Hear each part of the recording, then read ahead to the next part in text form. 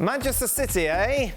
Haven't exactly been blowing teams out the water of late. Yeah, they have won 3 of their last 4, but Nedum's here, so we may as well talk to him about it. Frank joins us as well.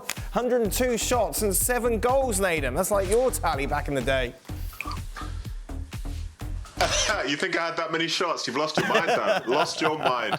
If you included training, playing video games, that's still way more than me. What's going on? Are you worried? It's not been great. I think seeing...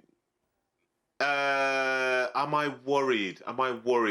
Dan, I'm so neutral. Disregard all this stuff you see around here. I'm so neutral. So I'm not worried. Rubbish. I'm neutral. Yeah, I think this is in the second half of the season, you see so much anxiety. I think to a certain extent, you probably saw it in the first half at Anfield yesterday or whenever it was. And I think for City, like, there's anxiety there amongst the crowd because they know you're probably one bad week away from everything going down the pan. And seeing people miss big chances, whether it's Bernardo Silva the other day or Haaland against Chelsea, I think it will cause a sense of anxiety. But again, I think you look at it in a bigger picture and say, well, are they creating opportunities? Is it a case of just not taking them now? Or is this who they are? And I think the fact the opportunities are there, to me, show that they can be competitive. Yes, I think they'll drop points again, but it looks like other teams will do as well.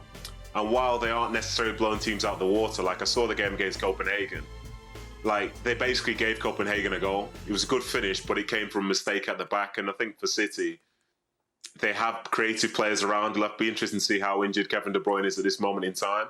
But they have the ability to create chances, and I think Haaland knows he can improve, and other players know as well. So I think more goals are to come, and if they manage to do that, they'll still be very much in with a chance of winning something in the coming months. What about the other end, Nedum? You get a feeling, as opposed to last year, where defensively City looked so solid, that there is more of a vulnerability this campaign, and it is being exposed. Yeah, I think so. But I think some of that's to do with, say, personnel, for example. I think last year, seeing the likes of Gundogan and Kevin De Bruyne playing centrally, like, these guys don't really turn over the ball in the same way that, say, some of the players would do now. Say, whether you're looking at Foden, looking at Doku out wide as opposed to Grealish. And I know some people feel frustrated with the way Grealish plays, but it's a way which sort of secures the football overall. So it was harder for teams to catch them on the break as such because there weren't as many turnovers, whereas I think they're more turnover happy this season. And then when you look at the back, they play in a very aggressive manner and space is there. And I think credit to other sides for being brave enough to be able to sort of soak up pressure, but then still commit bodies forward in transition. But they still need to be able to take those chances. And yes, they have been taken this year, but other teams kind of play in a similar way. And I think for me, the only defence that really sort of looks good from my standpoint, especially, well, that was a lie. I was going to say Gabriel and Saliba, but they've not necessarily been perfect. I think it's just the way City play. They'll give you a chance, but they'll also score a ton of goals as well if you don't manage to capitalise on your own opportunities. The good thing is, unlike some other pundits that we have on this show, as you have done an accountancy course, asking you a percentage question should be quite simple, Nedum. If I ask you how you would divvy up between Liverpool, Arsenal and Manchester City. Oh, that's really good. I think I would give Liverpool 40, City 30, Arsenal 30. That's what I'd do, just because obviously Liverpool are top now, and the fact they're going to play City at Anfield, I think, is hugely important. As you look back at the last few years where City have won the league title, the second game against a competitor has always been at home for them. But City have no record at Anfield. I think even right now, I've got a better record at Anfield than some of those City players, which says a lot, considering how bad my teams were.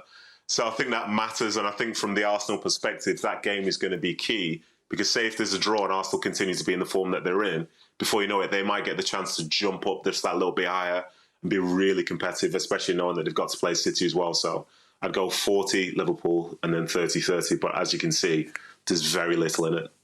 I was so hoping you get those maths wrong. Frank, you haven't said anything? Do you want to add anything? We've talked about this a lot, haven't we, with you over the last few days? No. It's just about... Because you asked me that question yesterday and I was completely wrong in percentages. So it's for... Now, for me, I think City is above everybody. And I give 45, 35 and 20 for Arsenal. 35 for Liverpool, sorry. And 20 to Arsenal, yeah. Yeah, he got it wrong yesterday, Nedum. That's why he's trying to rectify everything. Oh my God, yeah. Completely wrong. Completely wrong. I know I'm a dumpling. I'm sorry. Who's the favourite, Stu? I think you got to go with City. Yeah. Yeah. Been there, done Nedum it, says you know. Liverpool. Well, I find if Liverpool had no injuries, then I might be inclined to think about that. But when you look at the injury list, I mean, at Anfield, yes. Away from home, can you cope with that many injuries? I'm not so sure, which is why I would suggest City are favourite.